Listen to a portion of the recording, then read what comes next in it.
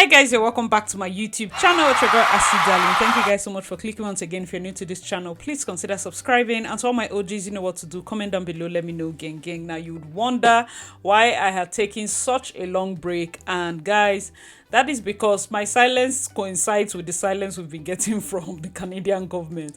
But jokes, work has been a bit hectic, and of course I just needed time off a bit, you understand? But I've missed you people. So anyways, we have, how would I call it? I don't know if it's good news, if it's bad. At this point, news is news. So let's just hop in. I'm a student. My last exam is on the 15th of April and official end of program is on the 8th of May. Until I get my course completion letter, can I work 40 hours in May? No, you cannot work 40 hours in May. You can only work 40 hours until the end of April.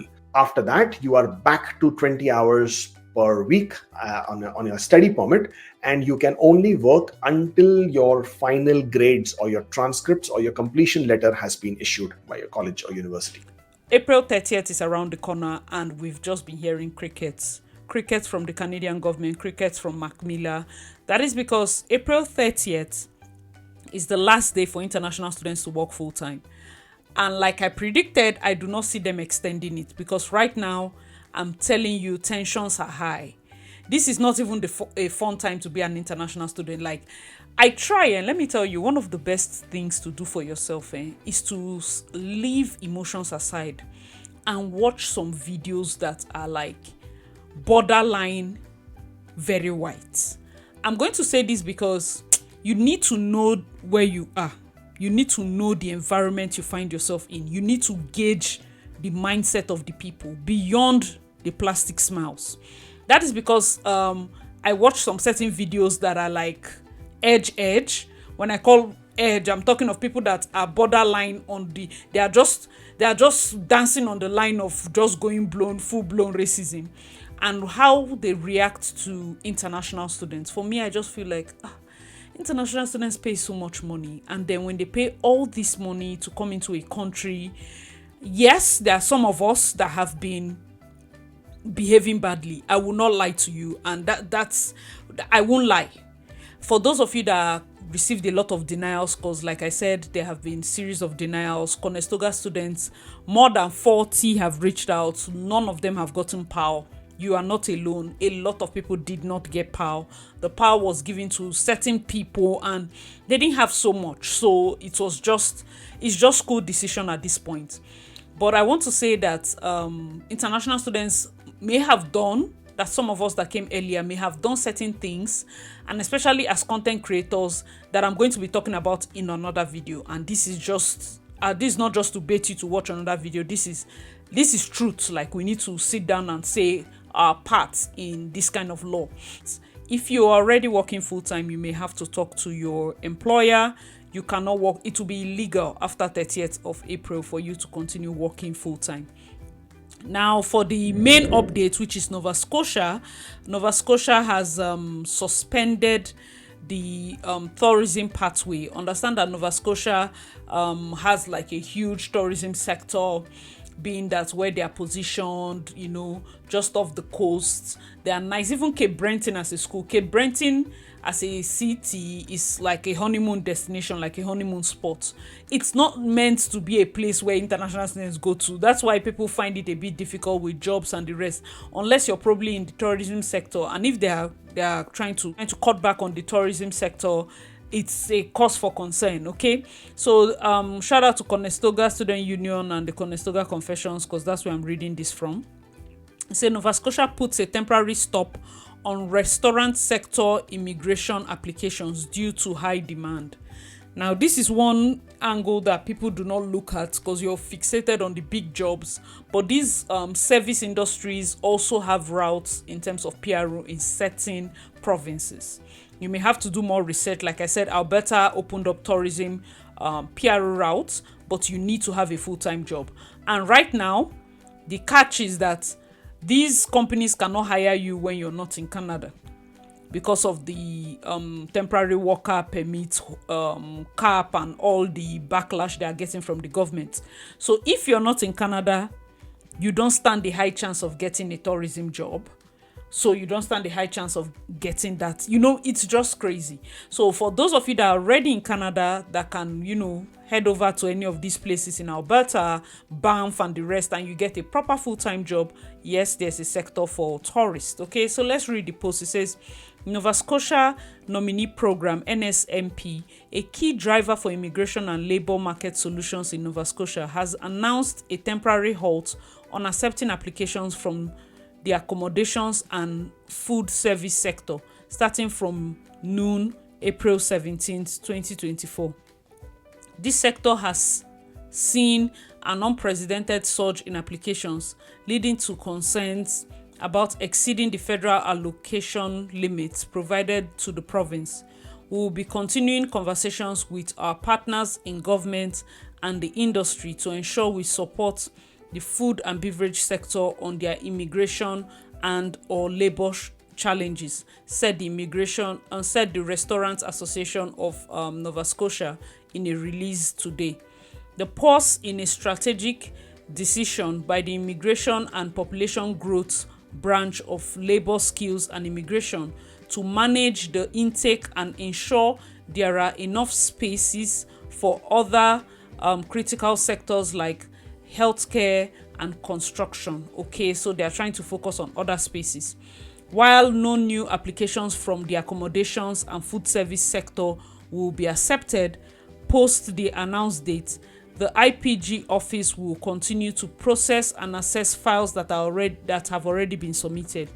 This development comes at a time when Nova Scotia, particularly Halifax, has been increasingly reliant on immigrants to fill labour shortages in the hospitality sector.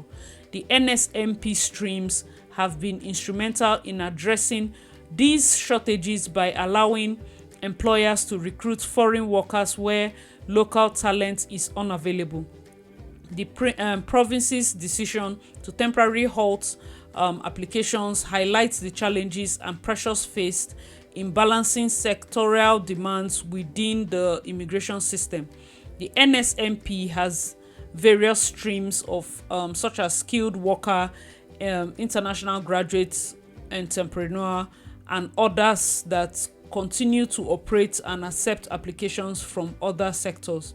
Employers and prospective immigrants in the affected sector are advised to stay updated through the Nova Scotia Immigration website for further announcements and guidance on when the pause might be lifted and how they can prepare for future application opportunities. Guys, let me know your thoughts in the comment section. So this is not just restaurants. This person that put this header doesn't actually know what.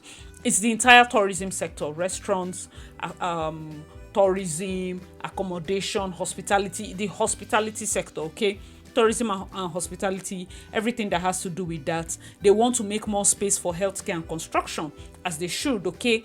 But if you have already submitted, note that they are going to process it. But for the rest that are incoming, you might have some issues. So that's where I come in to say, okay, I'd advise you look at Alberta if that's an option for you. You can look at other smaller cities in Alberta where they have probably demand for tourism, all those tourist destination areas, Banff, some other areas, like look for golf courses, look for restaurants, hotels, and try to see how you can apply.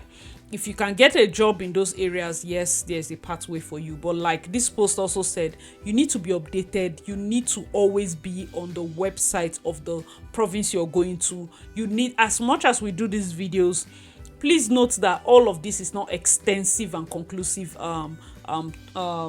explanations of these particular topics. You need to also do your own research. Why? Because I will not even advise you to just go off what I just say on YouTube.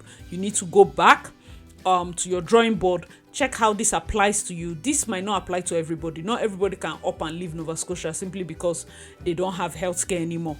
Some people have families, they don't have tourism anymore. Some people have families they've established. You might want to hold on, like the post also advised, you might want to hold on a bit to see what they can do in the future. Guys, let me know your thoughts in the comment section below. So far, so good. These are the angles we've been looking at.